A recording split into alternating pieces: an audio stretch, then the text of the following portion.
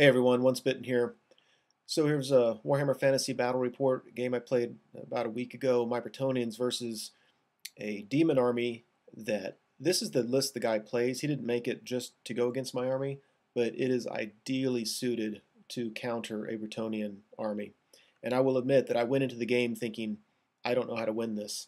I don't know how to, I don't know what to do. So anyway, it's a median engagement, 2,500 points. On my far left, even though it's median engagement, he's still lined up with his back to his side of the board edge. He had to deploy first, so he's got 6 fleshhounds. Even though it looks like 5, there's 6. A bloodthirster. Then he's got 2 units of bloodletters, each with a herald, one of whom is a battle standard bearer. And then he's got 2 heralds. They're spellcasters. One's Zinch, and the other one I know has a lore of life. I don't know which mark he has, but so 2 other heralds. He's got 6 flamers. They're actually in the woods. Those ones standing to the side of the woods just wouldn't fit. Those trees are not removable. But anyway, he's got 6 of those guys in the woods and 6 more fleshhounds. So what I thought I would do is, one, I put my knights in the woods because I knew he would probably go first. He'd shoot at me, and then I would plan on charging him with those big blocks, and he was going to do a stand and shoot. So if I have to weather 2 rounds of shooting with those guys, I wanted as much cover as I could get. And then I was hoping because of the cover, he might decide to target the men-at-arms, which would just be beautiful. So that's what I did here. I figured it'd be better to just to put up with the dangerous terrain test in order to gain that cover. So I put my Pegasus Knights in the far right because I did not want his heralds zooming around my flank, and they can't fly far enough to get behind me elsewhere. So I was hoping to either force him to stay back or I'd be able to charge him with anything. But a mistake I made is I didn't think the Fleshhounds would be able to wheel and get to me on first turn. And it turns out I was wrong. Plus, he was far enough away, I thought it'd be okay. And we'll see how that works out. But anyway, you can see I got Peg Knights. Knights of the Realm, I've got my Battle Standard Bearer and a Prophetess with the Lore of Life. Knights Errant with the Errantry Banner there next to them. My Questing Knights, they've got the banner, gives them flaming attacks. Men-at-Arms with a level 2 Damsel with Lore of Beasts. Oh, here's a up close. I don't know why the pictures are so blurry. They really are bad all game. Anyway, she's got the Lore of Beasts, and she also has the item that gives them the same ward save as my Knights. Small unit Knights Errant, Bowman, Trebuchet, and then 5 Grail Knights. So another look at it. It looked better in person. These pictures look blah. Anyway, so Demons turn 1. Overall, you can see what I try to do is buy myself as much time as possible. So his bloodletters, it's going to take them a while to get over here, as with everything else. But he starts turning them. He's not rushing forward like with his bloodthirster. He's keeping everybody together. Here's his fleshhounds getting the charge of my Peg Knights. I felt so dumb, but he had to roll pretty well to get there, but not amazingly well. But yeah, hate stupid mistakes. And because the Fleshhound's got the charge, he felt comfortable putting his Herald there at my flank to cast spells at me. And he's turning the other way. That's because during his magic phase, I have this new item I love to carry, but it turns the mage into a frog if you can't roll at or below your magic level. So I used it, and I thought I had turned him into a frog. So we turned him the other way so we'd remember that.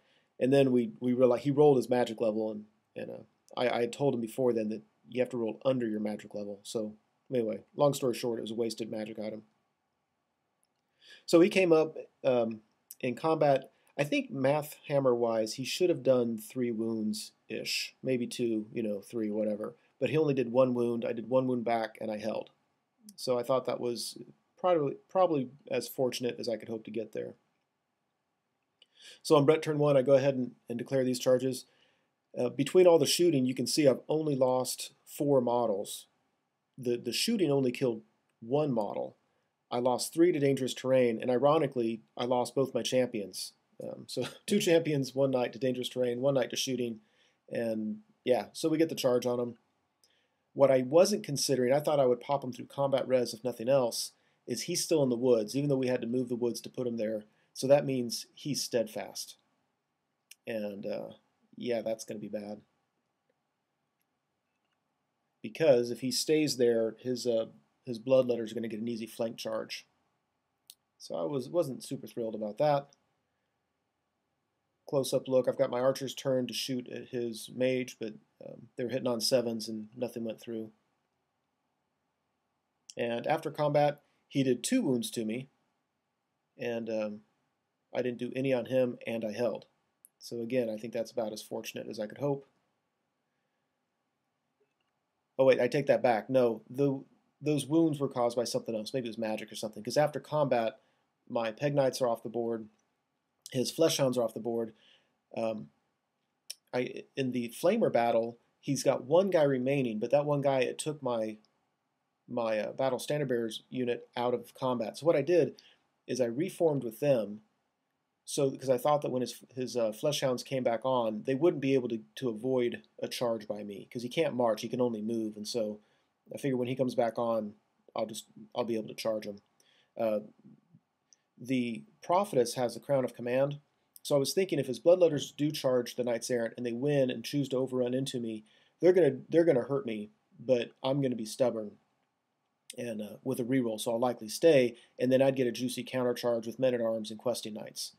So I thought, you know, that's a risk I was willing to take. I think it might work out okay. Another look at that. And we go to Demon's turn 2. So indeed, he does charge his Bloodletters into the flank of my Knights Errant. Unfortunately, if you look at the top right, his Flesh Hounds came in and were able to move such that my Knights of the Realm couldn't see him. And again, I wasn't expecting him to be able to do that. So yeah, that was a total wasted move. Total fail with my Knights of the Realm. Ugh. There's another blurry picture. Again, don't know why the pictures are so bad. Not blurry. I'm just going to pretend that it's snowing, and that's why the pictures look like that. If you look at the far right, his Herald is taking cover behind the house, but still has line of sight to shoot magic at me. You'll also notice, though, that the magic really isn't hurting me that badly. So after combat, I fail to kill the last Flamer. He pursues my Knights Errant with the Flamer, but doesn't catch me, and decides just to reform with his Bloodletters. I think he saw the same thing I did. He would run into the rear of my Knights of the Realm unit, but then on my turn I would get a couple counter charges on him, and that might go badly for him. So he chose not to. He let him go and just reformed. So on Brett turn 2, if you look at starting at the top, my Knights Errant rally, my Battle Standard Bearer unit reforms. I moved my Men-at-Arms up. What I was trying to do was make it so that his guys really couldn't charge around me, that his Bloodletters would have to hit into them and they would hold up for a turn or two, and that's really all I need. So that's what the Men-at-Arms are trying to do. Again, it was a little bit of a fail because his top Bloodletters could wheel around them and still get to my Questing Knights on the right. Questing Knights on the right, I just reformed him to face those Flesh Hounds. I really didn't think I was going to be able to get away from him, and you know that's not going to feel good. But he should do, I think, 3 wounds on me, and then I should do a couple on him. And don't know who'll win eventually, but at least you know we should be able to keep him from hitting my flanks everywhere. Here on my far left, I charge my Grail Knights into this unit of Flesh Hounds, and again, I was thinking mathematically I should kill 3. He should kill 1 or 2 back, and ultimately I think I'll win that. But who knows? So another look at the board. And then my Trebuchet drops a rock on his general's head, and despite his ward save, gets through it, and then he has 5 wounds, and I actually roll a 5. I mean, just insanely lucky, and all of a sudden he is down a Bloodthirster. And that I am very happy to see that.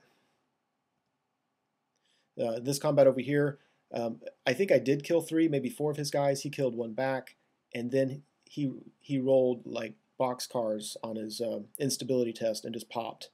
And that was big for me too. That really influenced his decisions about that with that Bloodletter unit at the top. He got real scared about getting my Grail Knights into his flank. I wasn't thrilled about taking my Grail Knights into his flank because I don't like that he has Killing Blow.